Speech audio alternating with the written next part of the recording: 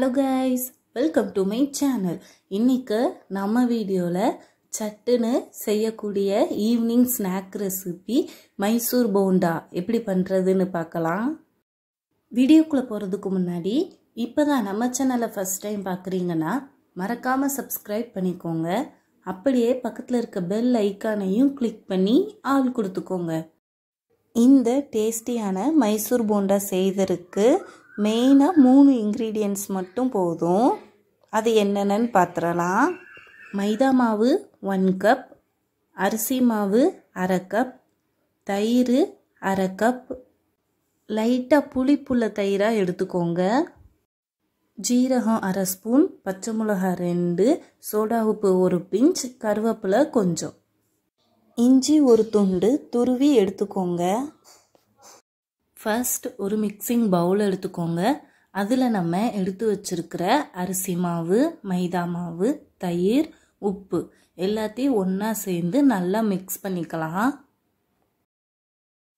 கொஞ்சம் கொஞ்சமாக தண்ணி சேர்த்து மிக்ஸ் பண்ணிக்க போகிறோம். நான் தயிர் எடுத்த கப்லேயே தண்ணி ஆட் பண்ணி சேர்த்துக்கிறேன். தேவைப்பட கொஞ்சம் கொஞ்சமாக தண்ணி சேர்த்து மிக்ஸ் பண்ணிக்கோங்க. நிறையா தண்ணி சேர்த்துற வேண்டாம். இட்லி மாவு பதத்துக்கு நல்லா மிக்ஸ் பண்ணிக்கோங்க. இந்த அளவுக்கு தண்ணி சேர்த்து மிக்ஸ் பண்ணால் போதும். இதுதான் போண்டா மாவுக்கான பதம்.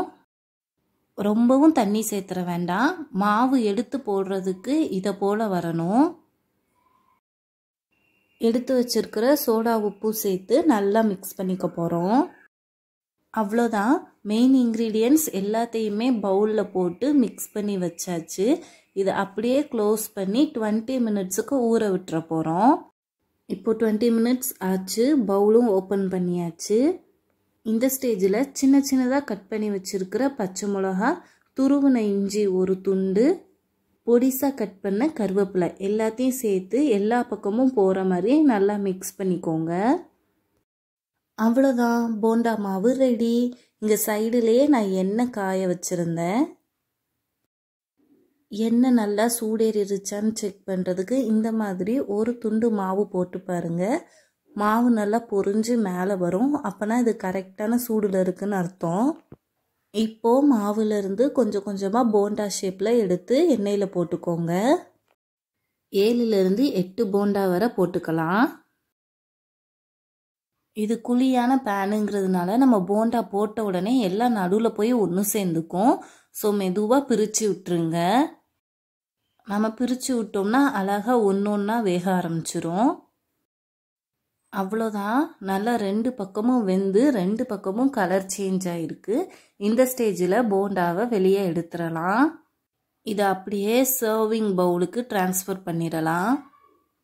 அவ்வளோதான். சுட சுட போண்டா 3 இன்க்ரீடியன்ட்ஸில் 20 மினிட்ஸில் வீட்டிலையே ரெடி பண்ணிட்டோம்.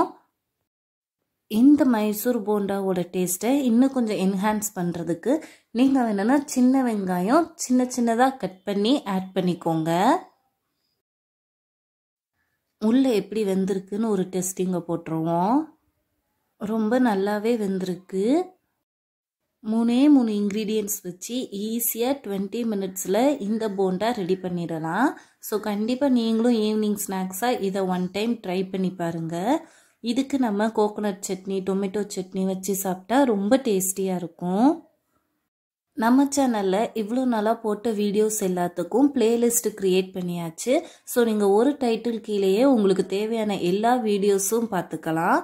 ஸோ மறக்காமல் செக் பண்ணி பாருங்கள் பிளேலிஸ்ட்டையும். வீடியோ பிடிச்சிருந்தா மறக்காமல் லைக் பண்ணுங்கள், ஷேர் பண்ணுங்கள், சப்ஸ்கிரைப் பண்ணுங்கள். தேங்க்யூ.